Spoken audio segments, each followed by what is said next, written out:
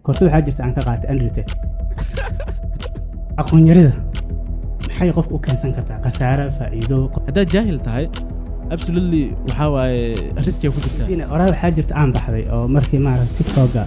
badan aan arko commentida markaan akhrinayo ee dhalinyarada dhahaan education is very important waxaan isleeyahay waxbarashada asaga waxba uma goynin waxba kumuusan qabsanin luqadda markii aan xanaaqsanay baan ku hadla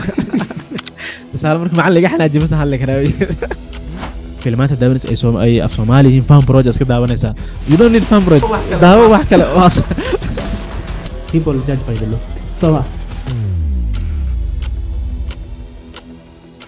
isku soo noqod wanaagsan saaxiibayaal ku soo dhawaada barnaamij cusub barnaamijkan waxa igu helinaya saaxiibkay Cabdixakiin ama Moobin sida u taqaanaan barnaamijkan waxaan uga hadli doonaa qodobo aad u badan oo ay kamid yihiin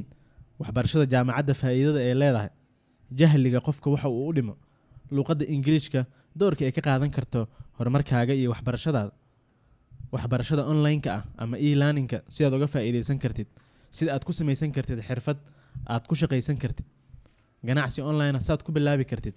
iyo waxyaabo kale oo badan ayaan muuqaalkan uga hadli doonaa Moobin aad ayaan kugu soo dhaweynayaa waan ku mahadsan tahay ka qayb qaadashada barnaamijkan ay gala qayb qaadanaysid su'aasha ugu horeysan ku weydiinaya waxa weeye ardayda jaamacadda maxay u tartaa maxayna ku soo kordhin kartaa Moobin waa maasantaa saaxiibta marka hore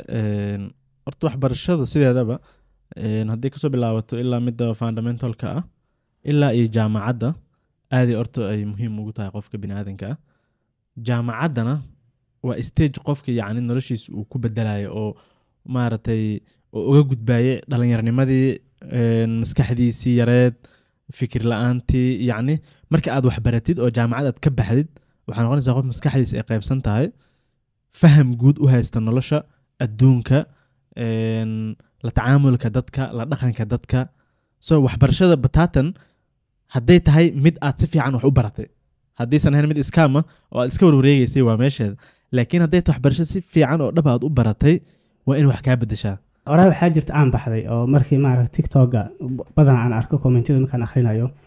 ee dhalinyarada dhahaan education is very important arrintaas maxaa ku qeexi kartaa qofka markuu wax barto waxyaabo qaar ayuu ma aragtay naftiisa aynan u suuragelinayn ama ay ka hor istaagaysaa ama u diidaysaa nin waa sax sababta dhalinyaradu leeyihiin education is very important waxay og yihiinba in yacni qofka wax bartay iyo qofka kale aysan isku mid ahayn waxay og yihiin ama ay dareemayaan haddii qofkan qof wax bartay ahaan lahaa waxaas ayadaa uu sameeyey inuusan samayn lahaynba ama uu yacni fahamkiisa uu wax iska bedeli lahaayeen soo marka bulshada laftirkeeda way ku baraarugsan tahay in waxbarashada ay muhiim tahay dadka qaar inkastoo iska indha tiraan hadda waxaa arkayay baryahan yar dhalinyaro oo tiktoker ah oo maaragtay meel fagaara ka dhahay yacni waxbarashada Soomaaliya gaar ahaan midda oo Muqdisho jaamacadaheeda ama waxbarashadaas in ay TikTok ay ka fiican tahay absolutely waa wax laga xumaado oo wax fiican ma aha laakiin haddii taas aan dul istaagin laftirkeeda muxuu yacni maxaa keenay in wiilkaas dhalinyarada uu dhaho sidaas ayadaa laftirkeeda in la isweydiiyo waa kaliya in la marbo in loo jawaabo la dhaho waxbarashadii caynaysaa waxbarashadii hasaana laakiin aan waxaa isleeyahay fikir ahaanteeda waxa keenay in uu sidaas uu dhaho waxaa isleeyahay waxbarashada asaga waxba uma goynin waxba kumuusan qabsanin waxba kama bedelin noloshiisa TikTok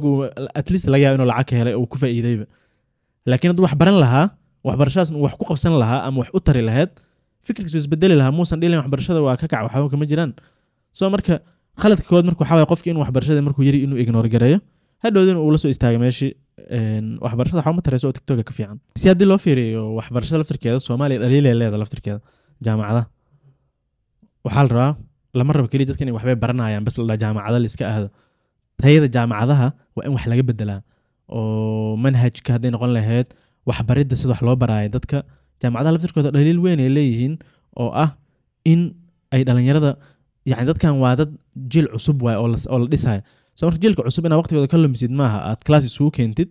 oo aad wax malaa yacni ah ama aanba si fiican wax loo barin kow luuqadda dhib ku qabaan dhalinyarada badanaa Soomaaliya wax ka barato ani waxaa isla dhigan jirnay jaamacadaha dhalinyarada Soomaaliya wax kusoo bartay iyo kuwa Kenya wax kusoo bartay kuwa wadamo kale kusoo bartay challenge-ga badanaa Soomaaliya dhalinyarada kusoo barato luuqadda waaye sababta luuqadan waxaa waaye luuqad wax lagu soo baray waa Englishki haddii English si fiican wax lagu soo bari lahaa fahamka waxbarashadooda wuu fiicnaan lahaa kowda hore marka iskuulaadka ha noqoto jaamacadaha ha noqoto in dadka tayada waxbarashada laga dhiso waxbarashada laga dhigay mid adag oo micno leh si qofka markuu wax u bartaa dhoodi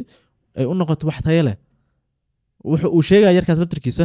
way noqon kartaa dhaliil oo maaragtay uu ka arkay jaamacadaha oo yacni dadkii aysan waxbarashada aysan serious u qaadanaynin ama tayada waxbarashada ay yartahay so system guud haddii loo fiiriyo waa wax dowladda u yaala laftirkeeda in systemka waxbarashada wax ka bedesho la adkeeyo tayada la adkeeyo macallimiinta laftirkooda dadku waxbarayo si fiican la isaga fiiriyo oo tayadooda la fiiriyo si jiil cusub uu usoo baxo markaas waxbarashada wax micno ay yeelan kartaa si fiican aqoon yarida maxay qofka u keensan kartaa khasaare faa'iido aqoon yarida dhibaato badan ay ku keeni kartaa yacni shakhsiyadaada waxay u dhimi kartaa oo sumcadaada waxay u dhimi kartaa sababtoo ah meelo mararka qaar waxaa laga yaabaa munaasab ahayn inaad tagtid waxyaaba aan munaasab ahayn bulshada aan u fiicnin aad soo bandhigtid haddaad tahay qof wax soo gudbiyo dhaqankaaga inuu maaragtay uusan ahayn dhaqan fiican so haddii sida kale loo fiiriyo marka dhinaca kale haddii wax baran lahayd waxaa kala ogaan lahayd waxa fiican iyo waxa xun waxbarashada waxayba kaa saacidaysaa oo ka mid waxyaabay kaa caawinayso inaad kala baratid waxa fiican iyo waxa xun waxa sumcadaada u fiican wax kuu dhimi karo waxa kugu soo laaban karo dadka qaar waxaa laga yaabaa intay iska soo fadhiistaan camero in ay iska sheegaan wax aysan ka fikirin waxaasna ay kusoo laabtaan beri qaar waxaa laga yaabaa in falal fool xun ama dhaqamo xun ay kusoo gudbiyaan baraha bulshada 20 sano 30 sano 50 sano ku jiraya baraha bulshada hadduu noqon lahaa qof dumar hadduu noqon lahaa rag intaba way ku saameynayaan mustaqbalkaaga so waxbarasho la'aanta faa'iido khasaare badan ay kuu keenaya haddaad jaahil tahay absolutely waxaa waaye riskiga ku jirtaa sax arrintaas haddaan ku daro waxaa jirto badanaa aada loo isticmaalo aniga abdaxkiin ahaana si gaaraan u isticmaalo dhowr mar oo haddii aad joojisa inaad wax barato waxaad istaagaysaa ama aad joojinaysaa inaad korto caqli ahaan iyo nafsi ahaan marka arrintaasna waxay ku dabaqmaysaa marka qofka inuu like inta uu nool yahay his life long mar walba inuu wax baratid inuu waxbarashada ma istaagayso sax haddaan u gudubnay skillska ardayga hadduu skills barto intaan u gudbin skillska uu baranayo maxaa isleeda ardayga uu baran karaa oo miiska waxa ugu goon kartaa maanta loo mid u kala qaadinaa shahaado jaamacad haddaad haysatid oo xirfad aad leedahay haddaadan shahaado jaamacad haysanin oo xirfad keliya aad leedahay labadaba way ku anficeen haddii shahaado jaamacad aad haysatid xirfadna aad leedahay waa bonus waaye hadhoodii qofka kale oo xirfad bas haysto oo shahaado jaamacad haysanin adaa ka jaanis fiican shahaadadii jaamacaddana waa haysataa xirfadiina waa dheertahay oo labo darajaad leedahay soo marka adaa ka jaanis fiicnaan inaad shaqadaas ay heshid xitaa haddii shaqa ablaa garanaysan haddii dhanka kale xirfad bas aad leedahay ma dhehaysid jaamacad maxaa u baran waayey shahaado jaamacadaa u baahanahay yacni isma liidaysid oo keliya haddaa xirfad bas aad leedahay waa la tartami kartaa dadka aqoon kugu filan maaragtay oo aad ku shaqtagi kartaa leedahay oo adduunka ka tirtaan 80% xirfad unbaa wax lagu qabsadaa bas ah so xirfadda very important waay in qofka uu yeesho ama jaamacad ha yeesho ama jaamacad ha barto oo shahaada ha haysto ama yuusan baranin okay aan u gudubna marka xirfadaha la baran karo ardayga oo suuq wax uga goyn karo xirfadaha la baran karana waxaa saa sheegnay waxaa ka mid ah kow qofka developmentiga oo kale haddii noqon lahayd applicationada si loo develop gareeyo sida websiteyada loo develop gareeyo haddii ayagoo xataa programming hadday tahay xitaa web designska oo lagu sameeyo oo aaladaha lagu sameeyo haddartan hormaray labada haddaa baratid waa muhiim websiteyada aaday ugu baahan yihiin business walba hadda jira xitaa waxaa qasab ah at least inuu lahaadaa website so marka wuuna sii korayaa oo technology dadku way fahmayaan waxaa kaloo baran kartaa graphic designka sida wax loo design garayo waxaa baran kartaayoo kale video editing laftirkiisa hadda muuqaalka hadda aan duubayno haddaa editing tahay muuqaalkan haddartan lacag waa ku qaadan karta waa edit garayn karta saasaan ku shaqaysanaysaaba qof walba oo maaragtay danayna in muuqaal loo edit gareyn waa u samayn kartaa hadday noqon lahayd mid short ah mid long video ah intaba marka video editingka haddaa adiga laftirkaada content creator aad tahay oo onlineka artina lacag ka samaysid muuqaalaa soo gudbin kartaa xirfadda editingkana waa taqaanaa waxa u baahan tahay qofa u baahan tahay maba jiraba waxaa ka duwanaysaa waa edit garaysanaysaa onlineka kusoo bandhigaysaa kadibna lacagaha ka samaynaysaa iyo xirfado oo kaloo aad u badan cyber security hadday noqon lahayd cloud computingka yacni aad u badan yihiin waxaan u gudbayaa marka qofka rabo inuu skill cusub barto how can he sidee uu ku acquire gareyn karaa skillka cusub stepsyada uu marayo waxa uu sameynayo basically skillada waxaa ku baran kartaa adduunku hormaray dhalinyarada daawanaysa muuqaalkan haddii aad rabto inaad xirfad baratid xirfadaha online ay ku jiraan 99% uma baahanid xataa inaad class xaadirtid inaad aad yacni meel aad aadid oo waqti u kaa luma xitaa gurigaaga adoo joogo laptop aad haysatid internetna aad haysatid xirfad waa baran kartaa nooc walba ay ahaataba internet ku jirtaa haddii noqon lahayd mid soomaali ku baxayso mid english ku baxayso mid luuqado kale ku baxayso intaba website badan oo aad u badan oo laga barto way jiraan ardayaan ahay waxaan rabaa inaan skill cusub barto let's say web designka web developmentiga ama graphic designka luqadda ingiriiska aad bay ugu adag tahay oo ma aragtay lama jaan qaadi karo luqadahan ingiriiska ama koorsooyinka ingiriiska ku baxo waxaan rabaa markaa koorso af soomaali ku baxaysa inaan raadiyo dabadeed sideen marka ku heli karaa koorsadii ugu habooneed oo aan rabay inaan helo sideen ku validate garin karaa basically koorsada aan rabo inaan qaato koorsooyinka marka online ka qaadanaysid platform walba wuxuu leeyahay koorsada preview bay leedahay koorsooyinka marka aad ku dhufatid muuqaalada koobaad oo introga ah kuwa kaloo ka hooseeya jiro haddii lagu furay aysan ahayn haddaan lagu scam garaynaynin waa lagu furaya obviously 2 muuqaal 3 muuqaal in la furo qasab baa koorso walba haddaan lagu furin isaga carar mid kale raadee sababta waa inaad ogaataa waxa aad lacagta ku bixinaysid inta aadan gadanin ka hor waa inaad ogaataa waxa ay yihiin soo marka muuqaalada previewga daawo muuqaalka introga daawo kuwa kaloo ka hooseeya ee furan daawo markaad ku qanacdid oo aad aragtid waxa u baahan tahay meeshan ku jiraan kadib muuqaalka gado koorsada gado haddii marka aad aragtid in koorsada aysan lahayn wax preview ah haddaysan lahayn wax xataa review laga bixiyey platformyada badankooda review bay leeyihiin koorsada dadka gatay arday iska diiwaangelisaa arkaysaa tiradooda review laga bixiya arkaysaa haddii waxsan aadan arkin wax preview aan lagu siinin oo meeshan wax lagugu baraayo aan lagu sheegin oo kaliya lagu yiri sidee lacag ku samayn kartaa bishi $10,000 koorsadan gado si aad u baratay xirfad cusub iyo wax noocaas ah oo lagu soo gagaabiyay 90% waxay u baahan tahay in lagu scam gareynayo oo koorso yacni aad wax ka faa'iideyso wax ku ool aad halkaas ka heleen soo marka koorsada wax ku oolka inta aadan gadanin ka hor aad ogaan kartaa inay ku anfacayso in kale waana lagu soo bandhigayaa free ayaa lagaaga dhigayaa oo muuqaaladan kuu sheegnaa lagu fasaxaya si aad ogaatid wax meesha ku jiro markaas kadib go'aan gaar waxaa go'aan gaari kartaa intay lacagtada jaabka ka bixin haddii mar lacagta jaabka ka baxdo waxay u badantay inaan lagu soo celinin oo halkaasna lagugu scam garay soo marka qofka dhigaya xitaa laftirkiisa koorsada sumcadiisa fiiri backgroundkiisa fiiri portfolioisa fiiri hadduu yahay qof koorsooyin badan oo kala sameeyey qof haddii shirkad tahay shirkadaas inay tahay shirkad review fiican leh ama shirkad yacni sumcad leh oo maaragtay tayo leh oo ardayda si fiican ay uga falceliyeen oo feedback fiican leh su-aalan ku weydiinaaday bin weligaa ma lagu scam gariyay waxaan online ka gadatay koorso ma lagu scam gariyay koorso maya laakiin waxyaaba kale lagu scam gariyay haba kale la maray in fact scamka haddaan u imaado koorso waxaa jirta aan ka qaatay unrated inna lillahi kama hadlin idin sikida waxaan rabay inaan barnaamij gaar ka sameeyo laakiin unrated koorsadiisaan qaatay $50 per month waa haddana waa bishii $50 koorsadaan qaatay waxaa yidhi bal dropshippingkan la amaanaya I think 1 year ago ahayd dropshippingkan la amaanaya bal ka war doono bariis ka raadi lacag ka raadi ka taajir haddana waan galay bil baan waday lacagta iga qaateen waxaa iiga dheeray lacagta Shopify iga baxday balaaginada applicationada Shopify wata iga baxday marketingka lacagta iga baxday sale ma sameys wax sale waxaan sale male maxaa lagu baranaya meesha unrated courses maxaa lagu baranaya wallahi basically wuxuu nabar waxay ahayd already aan aqaanay dad baa laga yaabaa hadda inay isleeyihiin unrated courses gado ama laga yaabo inay rabaan inay gataan soo marka ina muuqaal gooni ka sameyso waa wax fiican kana samee si aad uga digtid bulshadaada laakiin wixii aad rabtay ma ka heshay meeshaas maya you might call it maxaa la dhahaa ii sheeg scam but waxaa laga faa'iidi waxaan lagama faa'iidi laakiin wixii aad rabtay exactly ma ka helaysid yes lacag aan rabay inaan ka sameeyo lacagtina waa ka waay waa 90% sida ay yihiin koorsooyinka online guruska muuqaal jira ka sameeyay online guruska sida ay yacni ku leeyihiin lacag u samee ay rabaan inay koorso kaaga iibiyaan koorsadaasna aysan waxba ku jirin meeshaas oo yacni wax ayaga ah ee la rabo in lagu baro ama loo leeyahay lacag ka samee markii aad gashido lacag kaa baxdo wixii aad rabto ma ka helaysid meeshaas caadi lagu scam gareynaya scamku waa badan yahay waana la imarsiiyey mushkilad ma lahan and I learned my lesson haddaan u gudbo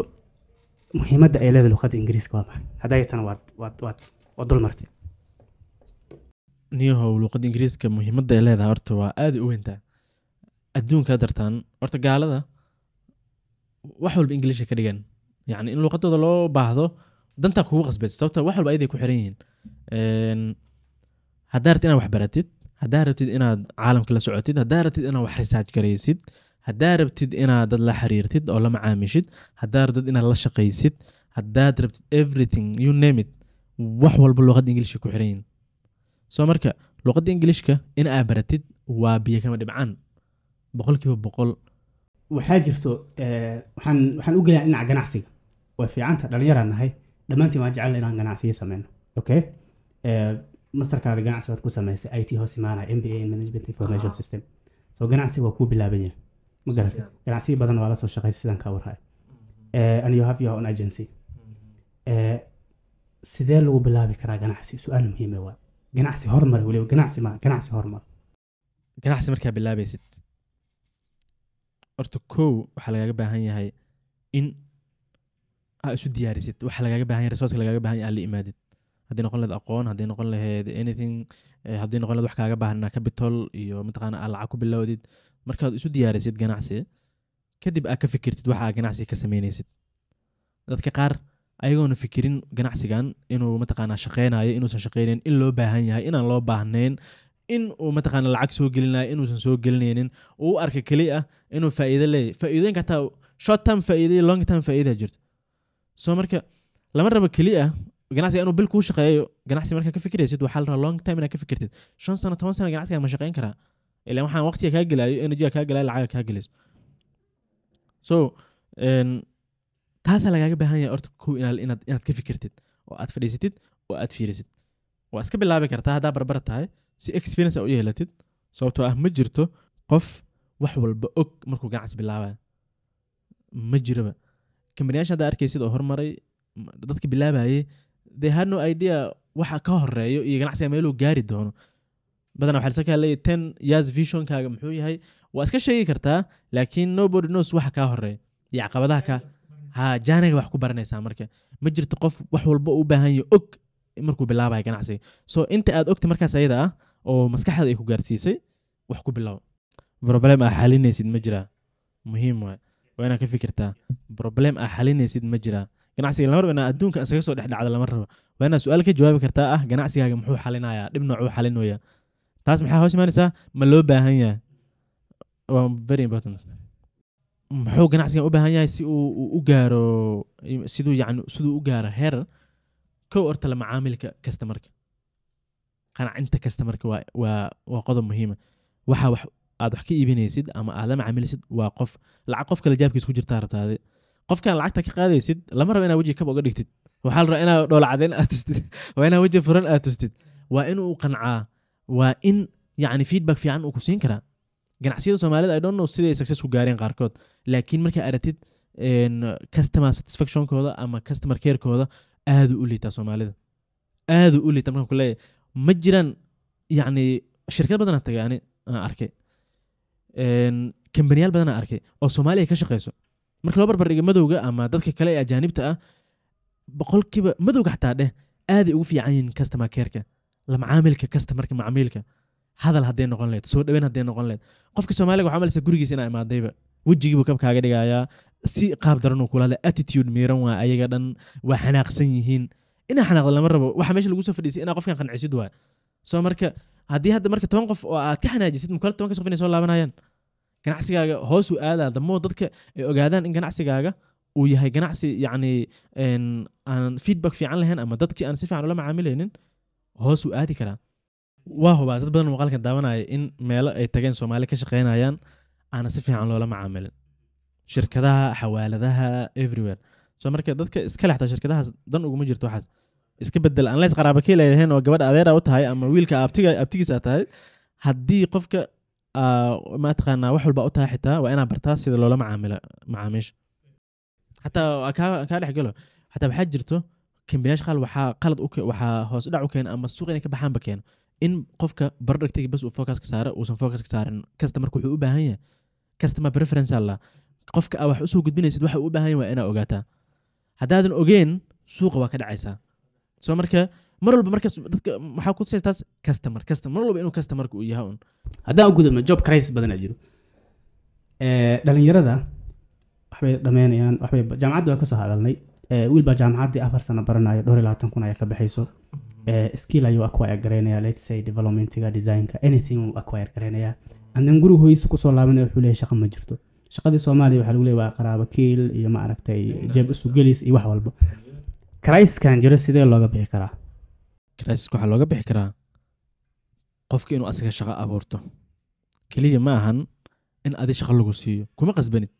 ma jirto meel ku qoranta in adi bas lagu shaqaaleysiiyo adaa waxaa qof shaqaaleysiin kartid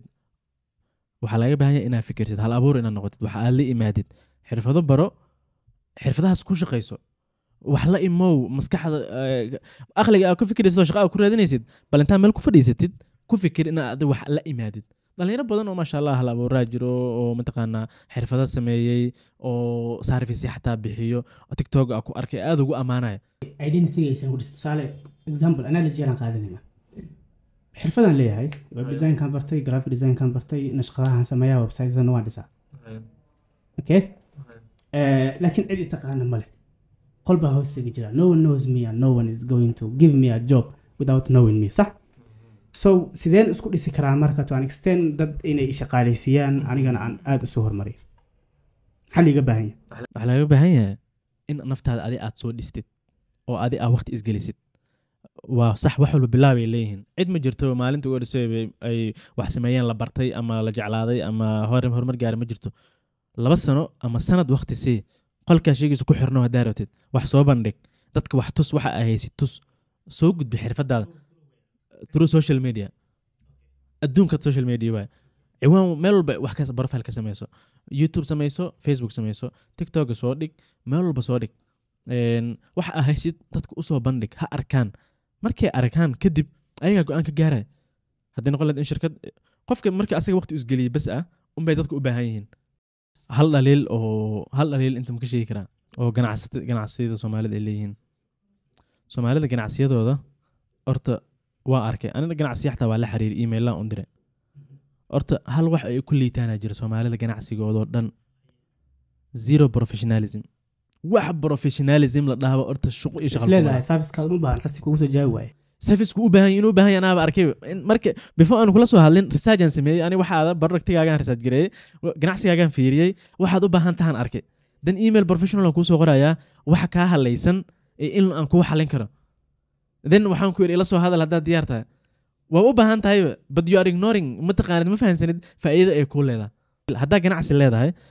ganacsigaaga u baahan yahay in internet-ka ka dhex muuqatid website lagu sameeyo marketing lagu sameeyo digital marketing email marketing anything oo mataqaanaa macaamiisha caalamka daafaha caalamka joogta dhan aad gaari kartid baragtigaaga qofka Mareykan joogo qofka dibadda UK joogo iyo qofka Soomaaliya joogo soo iibsan karo nala soo xiriir lambaradan la soo xiriir agency-gan la soo xiriir waa laga caawinaa arimahaasaan marka kusoo ma aragtay xiriina kusoo gabagabeynayna job crisis ka jiro ardayga wiilka soo uga faa'iideysan karo ugu dambeynta maxaa ku darsan lahayd ugu dambeynta waxaa ku darsan lahaa fursad walba internetka ku jirtaa internetka wax ka baro internetka isku xir oo wax walba u baahan tahay inaad qof weydiiso xataa uma baahnid haddii taleefanka xataa uu kaa halaabo internetka ka raadinaysaa hebelow ii hagaajita ma baahnid laakiin maxaa ka horeeya inaad luuqadda baratid wax walba ingilishka ku qoran yihiin luuqaddaas ingilishka baro English iyo internetka haddaad ka faa'iidaysatid then wax walba u baahan tahay obviously waa heli kartaa waa baran kartaa so dadaal shaqaha sugin adiga shaqo samayso xirfadaada wax ku samayso hal abuuro noqo wax la imow kadibna waxbaa ku hagaaga barnaamijkaana intaas ayuu ku egyahay waan kaaga mahad celinayaa halkan haddii aad soo gaartay muuqaalka like saar si dad badan uu u gaaro asxaabtaadana la share garee wixii fikrad noo haysid commentiga nagula wadaag channelka haddii aadan weli subscribe dhihinna subscribe saaro si aysan kuu dhaafin muuqaalada halkan aan soo dhigo intaan ku kulmayno muuqaalka midka xigana waxaan kaga tegayaa sidaas iyo nabadgelyo